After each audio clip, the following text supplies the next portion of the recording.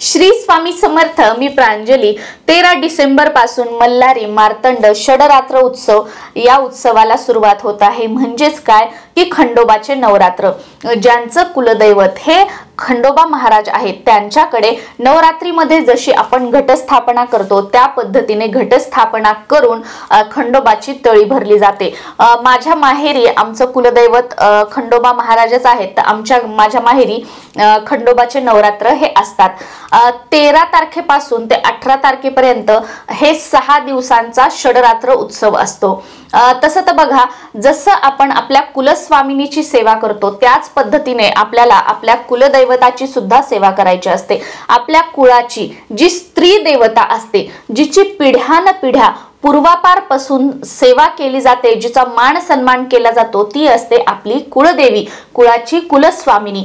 आणि जे पुरुष देवता असतात, म्हणजे अगदी पिढ्यानपिढ्या कुलदैवत म्हणून आपण ज्यांचा मान सन्मान करतो, ज्यांची आपण सेवा करत असतो, ज्यांचा आपल्या घरामध्ये कुळाचार कुळधर्म केला जातो, ते असतात आपले कुलदैवत असतात। प्रत्येक घराण्याची कुलदेवी आणि कुलदैवत हे असतातच असतात। हा प्रश्न वेगळा आहे की बऱ्याच जणांना या गोष्टी माहित नसतात।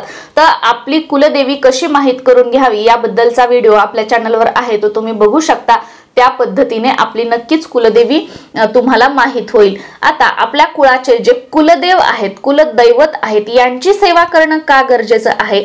जर तुमच्या मुलामध्ये आणि तुमच्या मिस्टरांमध्ये पटत नसेल, त्यांचं भांडण होत असेल, त्याचबरोबर तुमच्या मिस्टरांना कोणत्याच कामात यश मिळत नसेल, पैसा येत नसेल, पैसा आला तर तो टिकत नसेल, त्यांना सतत अडचणींचा अडथळ्यांचा सामना करावा लागत असेल, तर ज्या पद्धतीने आपण म्हणतो बघा की घरातील कुलस्त्रीने आपण दुर्गा सप्तशतीची सेवा करावी, दुर्गा सप्तशतीचे पाठ करावेत, त्याच पद्धतीने आपल्या घरातील जे पुरुष आहेत त्यांनी श्री मल्हारी सप्तशती या ग्रंथाचे पाठ करावेत। श्री मल्हारी सप्तशती हा ग्रंथ तुमच्या जवळपास जिथे कुठे दिंडोरी प्रेझेंट श्री स्वामी समर्थ महाराजांचं केंद्र असेल तिथे तुम्हाला हा ग्रंथ मिळून जाईल। अगदी स्वस्त आहे, खूप काही महाग नाहीये। मी 3-4 वर्षापूर्वी जेव्हा दिंडोरीला गेली होती तेव्हा मी तिथून हा ग्रंथ घेतलेला होता आणि तेव्हापासून याची जी सेवा आहे ती आमच्या घरामध्ये होते। प्रत्येक रविवारी होईल असंच नाही, पण बऱ्याच वेळेला जेव्हा म्हणजे असं वाटतं की करायची तेव्हा सेवा नक्कीच होते। जे खंडोबाराव महाराज आहेत किंवा जे हा जो श्री मल्हारी सप्तशती हा जो ग्रंथ आहे तो आपल्याला तुम्हाला जर हवा असेल तर तुम्ही नित्य सेवेमध्ये रोज त्याचा पाठ करू शकता।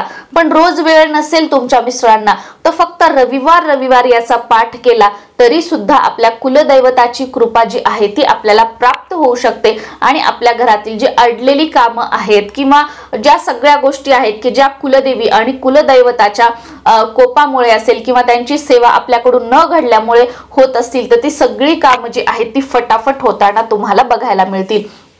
बऱ्याच वेळेला बघा, जेव्हा आपल्याला काही लागतं हाताला किंवा काही टोचतं किंवा काहीतरी इजा होते, त्यावेळेला आपण पटकन आपल्या तोंडातून आई ग असं निघतं। आपण कितीही टेन्शन मध्ये असू द्या, कितीही काही असू द्या, बघा आपल्याला कोणाला सांगायची गरज पडत नाही, आपल्या तोंडातून निघतं आई ग। पण ज्या वेळेला एखादा मोठा समोर साप दिसला किंवा एखादं अचानक तुम्ही रस्त्याने चालता आणि खूप मोठा ऍक्सिडेंट झाला किंवा खूप मोठं हवा आली, जोरात पाऊस आला, तर आपण काय म्हणते, बापरे, तेव्हा आपण बापरे म्हणतो। म्हणजे काय की जेवढं आईला महत्व आहे त्याही पेक्षा जास्त आपले वडील म्हणजेच आपले कुलदैवत यांच्या सेवेलाही तितकंच महत्व आहे। कारण जे मोठ्यात मोठे संकट आपल्या आयुष्यामध्ये येतात त्यातून तारून नेण्यासाठी कुलदैवताची सेवा ही अतिशय प्रभावशाली मानली जाते, प्रभावशाली ठरते। त्यामुळे प्रत्येकाच्या घरात ही सेवा होणं अतिशय गरजेचं आहे। आता तुम्ही म्हणाल की आमचे मिस्टर हे पूजापाठ करत नाही, ते करणार नाही, मग आपण महिलांनी ही सेवा केली तरीही चालेल। मी तुम्हाला सांगितल्याप्रमाणे तुम्ही नित्य सेवेमध्ये सुद्धा हे वाचन करू शकता किंवा फक्त तुम्ही रविवार सुद्धा हा पाठ करू शकता।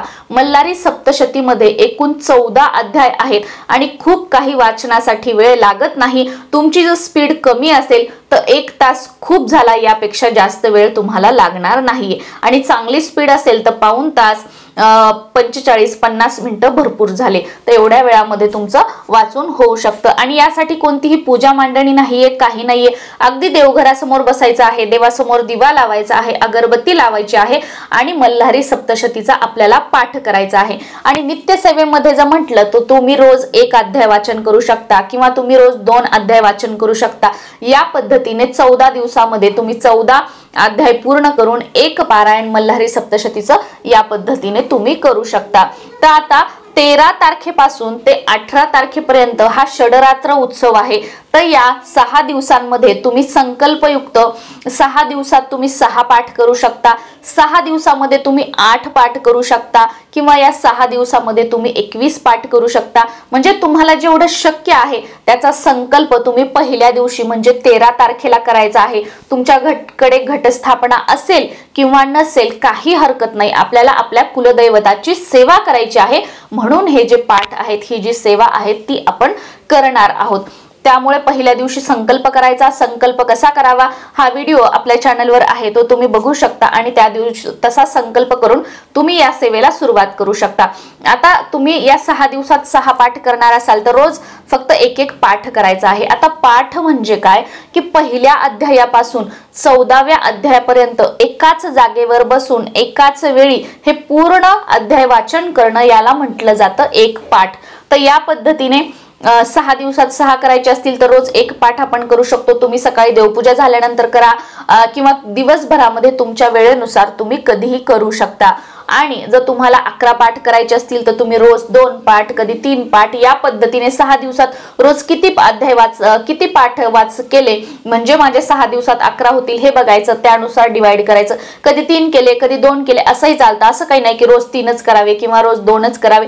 तुमच्या वेळेनुसार किंवा तुमच्या सामर्थ्यानुसार तुम्ही ठरवू शकता की मी रोज किती वाचू शकते किंवा 6 दिवसामध्ये मी किती पाठ करू शकते.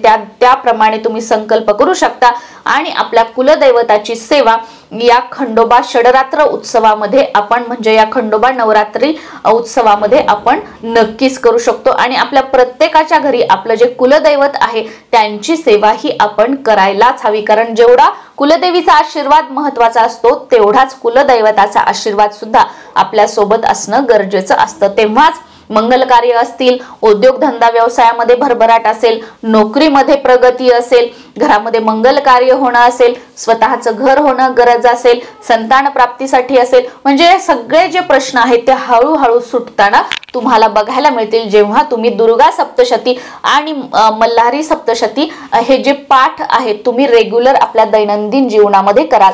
तर का कुलदेवीची पण तेवढीच आपल्यावर कृपा राहील आणि कुलदैवताची पण तेवढीच आपल्यावर कृपा राहील आणि जी अडलेली कामं आहेत ती आपली फटाफट व्हायला लागतील. यासाठी कोणतेही नियम नाही, कोणत्याही अटी नाही, पण हे 6 दिवस खंडोबा नवरात्र आहेत. त्या दिवसांमध्ये तुम्हाला मांसाहार वर्ज्य करायचं आहे, ब्रह्मचर्याचं पालन करायचं आहे, शक्य झालं तर परान्न घेऊ नका. आणि जेव्हा तुम्ही रेग्युलर मध्ये फक्त रविवारी वाचणार असाल तर फक्त रविवारी तुम्ही ब्रह्मचर्याचं पालन करू शकता, नॉनव्हेज वर्ज्य करू शकता. आणि नित्य सेवेमध्ये जर तुम्ही हे वाचन केलं तर तुम्हाला कोणताही नियम नाही किंवा कोणत्याही अटी नाहीयेत. फक्त नॉनव्हेज वगैरे खाल्ल्यानंतर ह्या ज्या सेवा आहेत त्या करायच्या नाही. तुम्ही नित्य सेवा करत असाल तर तुम्हाला माहितच आहे की काय नियम आहे आणि काय नाही आणि कशा पद्धतीने सेवा करायची आहे. श्री स्वामी समर्थ.